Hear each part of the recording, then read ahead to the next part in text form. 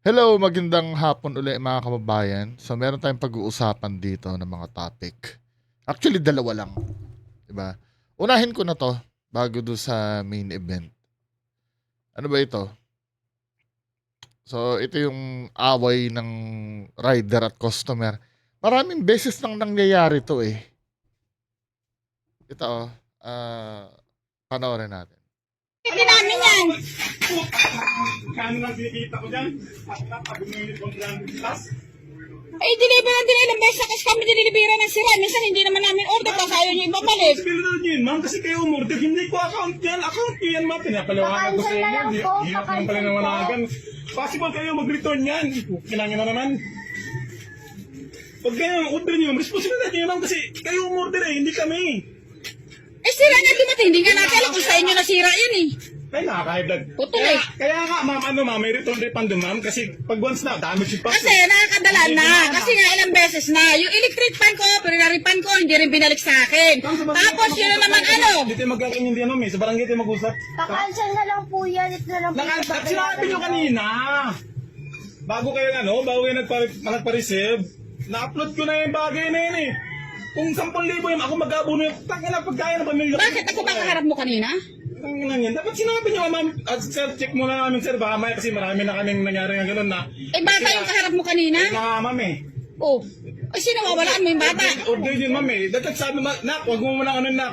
Tignan muna natin kung may damage o wala.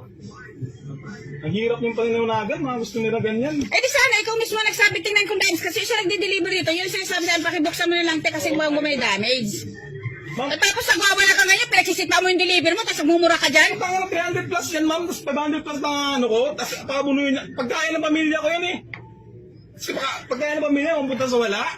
Ano Eh, yan? alam mo naman kunin namin ang sira yan. Deliver ko, 300 plus. At saka hindi naman ako kaharap mo kanina tumanggap yan, yung bata. Dapat kasi, ma'am. Eh di dapat pinaliwanagan mo rin yung bata. Oh my God, kayo mo-order, kami pa kapapulimahin yung about sa receiving. Mumura ka pa dyan. Mawala ka pa. Pag mura man lang, sino mga iba niya, ma'am, pagkain ng pamilya namin, nakakuha pa sa wala. Eh kasi naman tanggap kami ng tanggap ng Ma'am, order. iliwanag ko nga sa inyo, pag may damage, or anong man damage yan, o Ilang anong- beses na kasi pang tatlo Yan na na nga, eh. alam mo naman pala eh. Dapat, Hindi naman nariripan eh. dapat na-alarma ka, nak, huwag mo muna basta-basta papareceive na. Eh, lagi sinasagot nyo, pag bubuksan namin ay bawal po, bawal po. Ano ba yung sinasabi nyo? Yun nga sinasabi, bawal ma'am, kaya mas maganda i-cancel nyo na lang kaysa magkaroon tayo problema. Tulad nga, nagkabulan tayo problema. Eh, paano natin malalaman kung may damage? Tapos sasabihin mo, cancel ka kasi hindi pa natin na-check. Huwag na kayo umorder sa online, ma'am, kasi di walang kasiguro yung online ma'am eh. Correct. Ano pinaportion niya, mag-deliver kayo sa online, mag-ano kayo, mag-ano kayo sa online. Pag gusto niyo ng curable ma'am, doon kayo sa anong labas. Bumili, hindi yung napaporwisyo kami, tulad niyan, tangina, ako Hindi lang naman kayo napupurusyo kami rin eh. Nga ma'am, kaya nga para wala provision. Huwag kayong umorder, ganun ka simple. Kasi nakaka-high blood doon ng 300 plus ako mag-aabulot. Pagkain ng pamilya ko. Hindi rin pa rin kayo sure. Di wag doon kayo trabaho dyan para hindi kayo sure sa pangabili. Tanga ng customer, no? Kami sila, wala. Confidential ma'am. Kung may order akong droga ma'am, tingnan nyo, kukunan pa namin yan. Eh, nakakalam nyo kasi kayo order. Di nga namin alam. Pero hindi ka dapat nagbumura dito na may bata dito. Sino hindi ma-high blood ma'am? Punta pagkain ng... Ayan na, karap mga apo ko. Oh. Papapakain ng pamilya ko ma'am? Ay, apo ko, dito nagtatadya kami yung payong dyan. Tapos nagmumura ka. Nagmumura ba kami? Ito napansin mo yung yung takbo ng usapan. Pag nagpapalusot na yung natatalo sa argumento, biglang maghahanap ng ibang strawman, yung napunta na sa pagmumura yung yung problem. Kasi I'm so sure nung nag-start itong conversation na to, kahit hindi ko nakita, no. Nakikita ko naman na na may respeto yung rider. Na videohan lang siya doon sa time na nagmumura na siya. Kasi parang nag-aaway na sila nun eh. Ito yung dapat matatandaan nyo pag mag-order kayo online. Tama yung sinabi ni Ryder kanina eh. Well, kayo na, bahala kayo kung banatan nyo si Ryder regarding doon sa pagmumura. Kasi feeling ko, trigger na ito eh. Kasi yung customer kasi tanga. 'Di ba? No, kung sabihin niyo mali yung pagmumura, okay, sige, mali yung pagmumura, no. Pero ugatin natin kung saan nanggaling yung hinanakit ng rider. Kasi yung customer tanga. Kasi ang daming beses na ako nakakapanood ng ganyang video na hindi naiintindihan ng customer yung proseso. na yung rider ay ano lang yun lang yung naghahatid nung parcel nyo, yung binili nyo. Naghahatid lang yan. Wala namang kinalaman yan doon sa doon sa mismong item na binibili nyo. 'Di ba? Ganito kasi yung umaandar yung sistema niyan. Let's say kung Shopee man yan, Shopee or Lazada. Bibili kayo online. Pagbili nyo online, na seller yan eh. Ipapak ng seller yan. Then, ipapasa ngayon sa courier. Courier, di ba, i-assign sa rider yan. Walang kinalaman yung rider doon sa binibili nyo. Kaya kung halimbawa, dumating man yung parcel nyo na iba yung laman, wag nyo sisisihin yung rider. Ang the best nun, tanong kayo sa rider kung anong tulong ang maibibigay niya. Kasi hindi naman yung rider yung hindi naman rider yung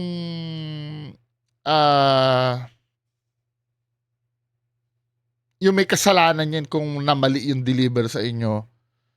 Siguro doon sa damage, doon sa damage part. Pwede, pero sinasabi naman ni rider kanina, hanggat hindi nyo nabubuksan, hanggat on the spot sinabi nyong cancel na lang,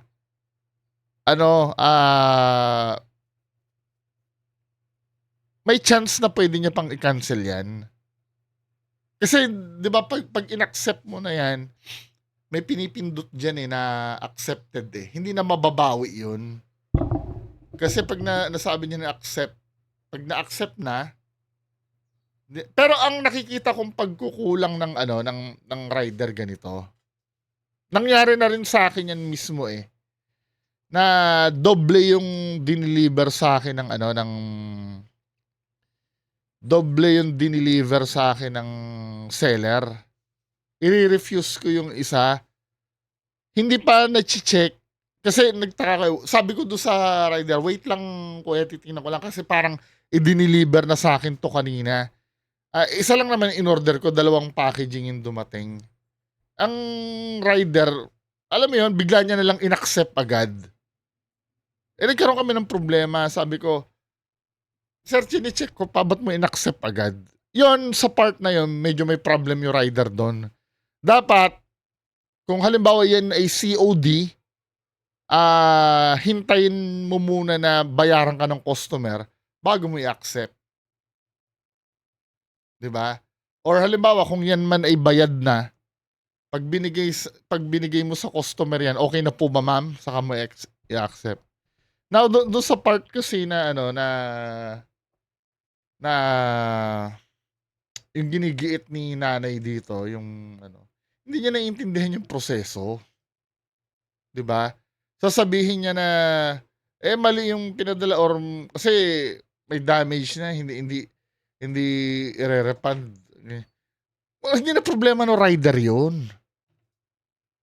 Kasi binili mo 'yun ang seller at ikaw yung mag-uusap doon. Hindi yung rider.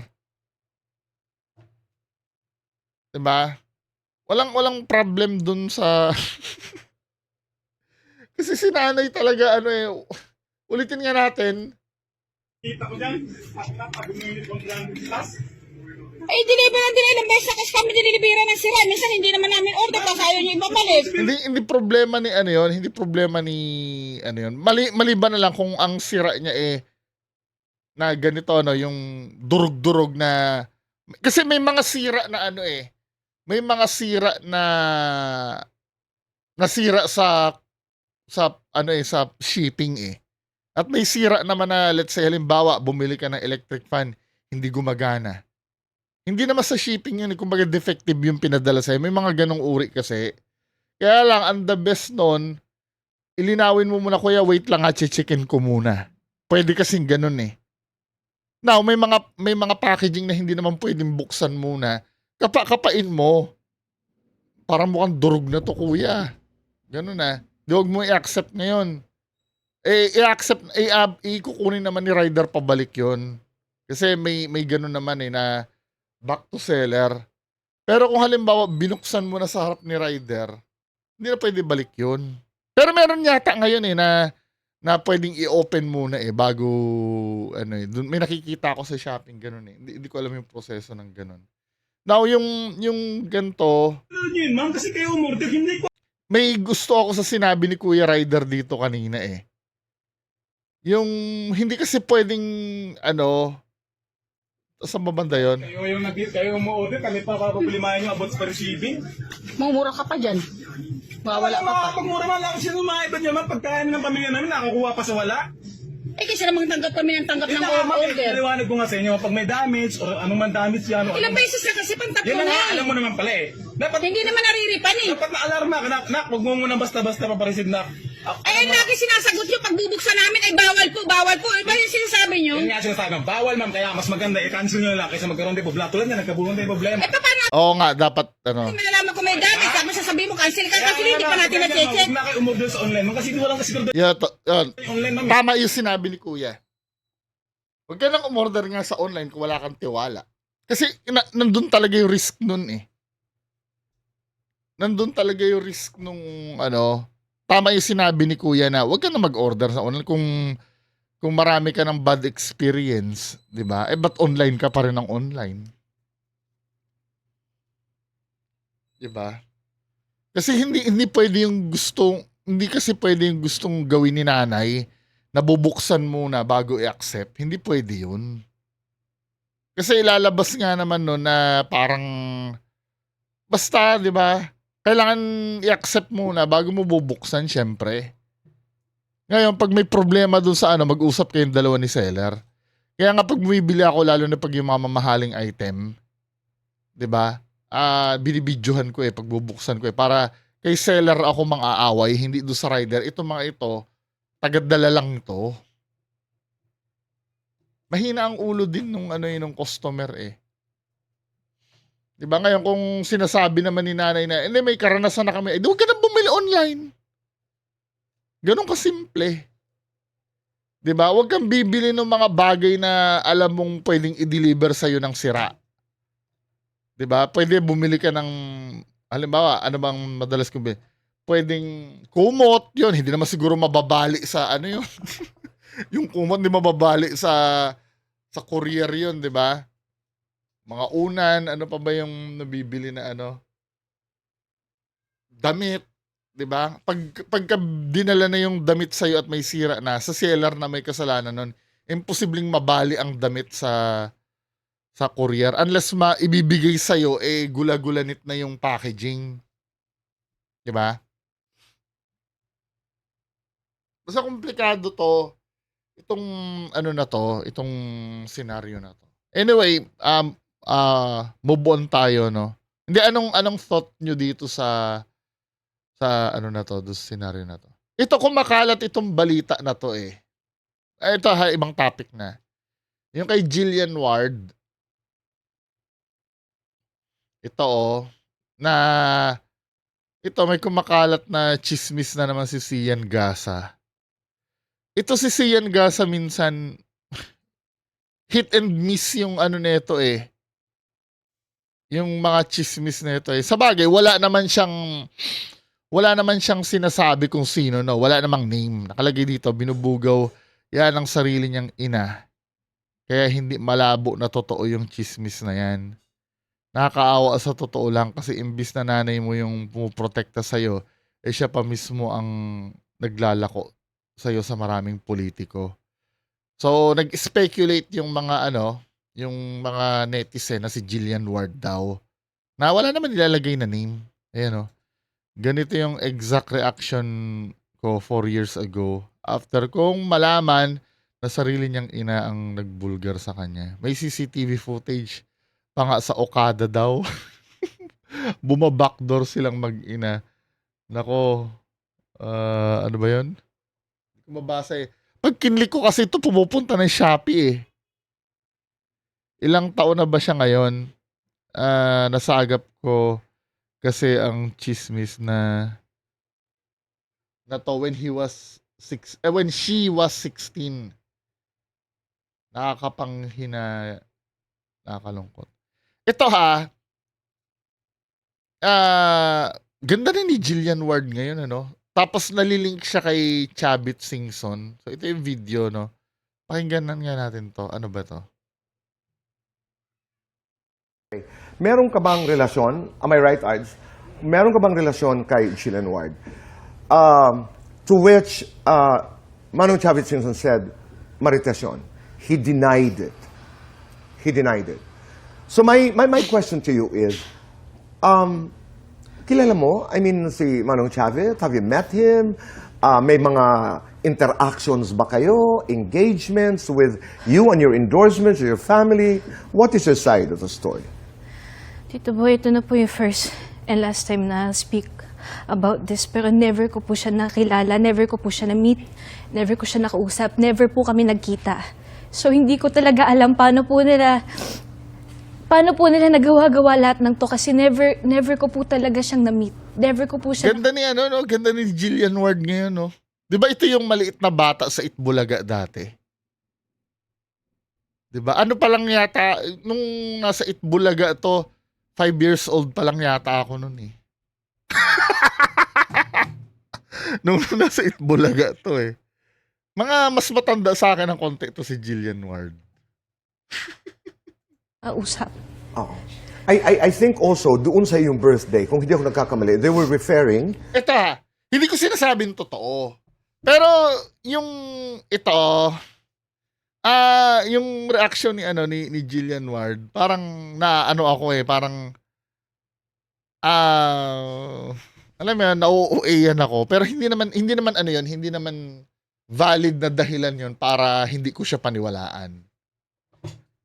Pero ito kasi parang pinipilit niya maging emotional kahit hindi eh. Mas maganda dito, kaysa dramahan ni Jillian Ward, tawanan niya sana. Diba? Pero pag ganito, hindi authentic eh. Kahit mga comments ng netizen, ayan o, kita ko sa mata niya, fake. Oo, mukha naman talaga fake yung acting niya dito. Pero it doesn't mean na totoo na yung chismis. Diba? my question to you is, kilala mo? I mean, si Manong Chavit, have you met him? May mga interactions ba kayo? Engagements with you and your endorsements or your family? What is your side of the story? Tito Boy, ito na po yung first and last time na speak about this. Pero never ko po siya nakilala, never ko po siya na-meet, never ko siya nakausap, never po kami nagkita. So hindi ko talaga alam paano po nila nagawa-gawa lahat ng to kasi never ko po talaga siyang na-meet. Never ko po siya nakausap. Oo. I think also, doon sa iyong birthday, kung hindi ako nagkakamali, they were referring to Manong Chavit Singson na he was one of the sponsors, kung hindi ako nagkakamali, na dumaan daw sa backdoor ng Okada at marami pang mga detalye. To which you say, Hindi po talaga totoo. I never met him. Never po kami nagkausap. I never met him. Hindi ko nga po alam kung kilala niya po ako eh. Oo. Hindi po talaga kami magkakilala. Okay. Doon sa mga comments, may mga nagsasabing, ninong di umano ng isa sa mga kapatid mo, si Manong Chavit Singson. Is this true? Oh no, never po So namin hindi siya, rin ito totoo. never po namin siya na-meet. Okay. Kaya nga po sinasabi ko po, kung mayroon po sila sinasabi nilang CCTV footage, ilabas po nila. Huwag lang AI. Oo. Yun ang mahirap, no? Sa panahon ngayon. Lalo na may AI. Inunahan niya na eh, no? Inunahan niya na. Ayun din, pwede namang totoo na may CCTV footage nga. Pwede din sabihin na AI, di ba? Kasi alam mo minsan yung AI na yan, nababawasan na yung yung credibility ng mga videos eh. No? Hindi na siya, kaya mga kababayan, importante pa rin kasi talaga credibility nyo pa rin. Kasi kahit sabihin mo nagsasabi ka ng totoo, may na-videohan ka, no? Pwede na lang itag as AI eh. Diba? Kaya alagaan ang credibility. Understand the AI thing kasi pwedeng magmukhang Ito kasi, hindi naman lingid sa kaalaman ng iba na si Chavit Singson ay nalilink na talaga sa mga bata yan. May time nga na yan eh, na na ano niya, na parang girlfriend niya, binugbog niya. Parang latigo yata yung ginawa niya. Correct me if I'm wrong medyo matagal na rin yun na parang nagselo siya kay Kogi Domingo. Kung naalala niyo yung dati. Na bata din yung girlfriend niya Now, siguro, ito a theory ko, no? Ito a theory ko. Kung hindi si Jillian Ward yung sinasabing nalilink kay Chavit, malamang siguro kamukha niya. Kasi ano excuse me. Kasi alam niyo, meron akong kilala na ganito din kaganda na kinuwento niya rin sa akin na niligawan talaga siya ni Chavit Singson. Oo, totoo. Hindi naman bago 'yun. 'Di ba? Feeling ko siguro may ibang babae na siguro malapit sa itsura niya na nakikita talaga. Na nag-speculate na hindi ba si Jillian Ward 'yun? Feeling ko gano'n ang nangyari. Yung sa do sa part kasi na dumadali ng bata si Chavit Singson. Plausible kasi 'yun Ay sorry mukhang masama yata yung term na dumadali. I mean nakikipagrelasyon yung gano'n. Ano naman 'yun open secret naman 'yun Tingnan natin yung mga girlfriend ni Chavit Singson. Kasi si Chavit Singson kasi mayaman actually kung akong tatanungin niyo, syempre 'di ba? Hindi mo naman dinideklara sa gobyerno lahat ng kayamanan mo. Tingin ko talagang lehitimong bilyonaryo ito Chavit Singson girlfriend. Madami itong mga na-link sa kanya. Ayan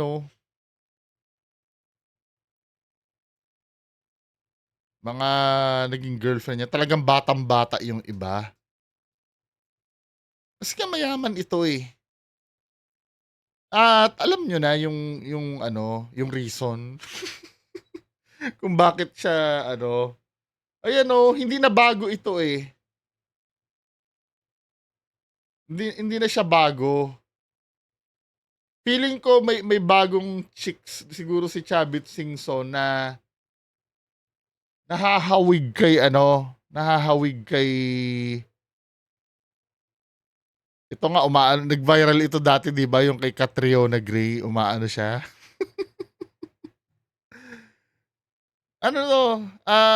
Yun ang pinaka-theory ko dito. Merong kamukha si Jillian Ward na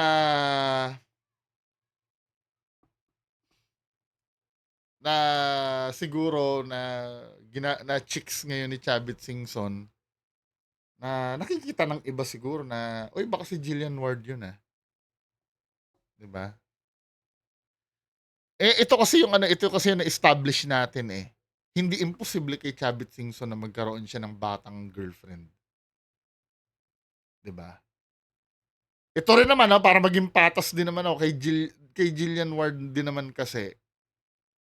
'Di ba nasa showbiz siya Hindi rin naman bago sa showbiz ang lalo na yung mga magaganda na maging babae ng mga politiko. 'Di ba? So kung akong tatanungin at hindi rin naman bago sa mga celebrities sa una dinideny hanggang sa nabuking na ng tuluyan. Marami nangyaring ganyan na sa una dinideny. Then 'di ba? Unang-una si Ivana Alawi 'di ba? Dinideny niya na nagkaroon yung mismong asawa nung boyfriend niya yung nagsabi, 'di ba? Although kasi na-mention sa affidavit yung si Ivana Alawi na nagsimula daw yung niya nung inamin daw nung asawa niya na nagkarelasyon si Ivana Alawi. Na dinideny naman ni Ivana, pati kay Dan Fernando, 'di ba?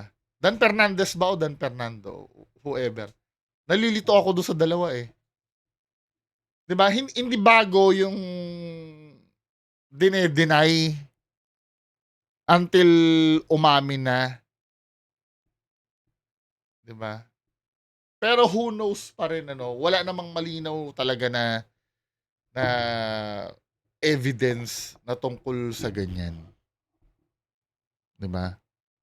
Yan ay magiging speculation lang talaga.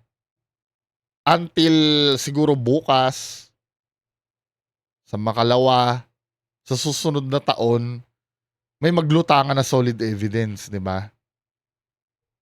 Pero for now, wala pang ano, wala pa siyang bagamat plausible, no, pwedeng mangyari. Pero hindi pa talaga siya ano, hindi pa siya confirm for now. 'Di ba? Pwedeng habang buhay na hindi naman talaga totoo, hindi naman talaga mapatunayan. Pero kung totoo man 'yan, soon malalaman din naman 'yan eh. Depende kung gaano kainteresado yung mga tao sa buhay ni Jillian Ward, 'di ba? Actually nga ito, yung mga chismis na ganyan. 'Di ba, yung si Sian Gasa kasi ganito. Meron akong kaibigan na nakakwentuhan na si Sian Gasa. Si Sian Gasa kasi daw, di umano, ang trabaho nito gumawa ng issue. Na ang nag-uutos gumawa ng issue manager doon ng artista na ini-issuehan niya. Doon siya kumikita doon sa part na yon. Yung halimbawa, oy, i-chismis mo naman yung alaga ako para mapag-usapan. Ganun daw, di umano. 'Di ba? Ang isa daw na naging kliyente ni Sian Gasa si O. Di umano ha, di umano si O. Kaya napapansin nyo lahat ng chinichismis ni Sian Gasa puro alaga ni O. Kasi nga yun yung ano yun yung kasunduan eh. Gawa ka naman ng issue dito sa alaga ako para mapag-usapan. Kasi the more na, sa mundo kasi na showbiz, the more na napag-uusapan ka, yung hindi ka nawawala sa sirkulasyon. Ano mataas ang chance talaga na ano ka na hindi ka mawala ng project 'di ba? Anyway, yan lang po muna pag-uusapan natin ngayong hapon. Magandang hapon sa inyong lahat. Bye-bye.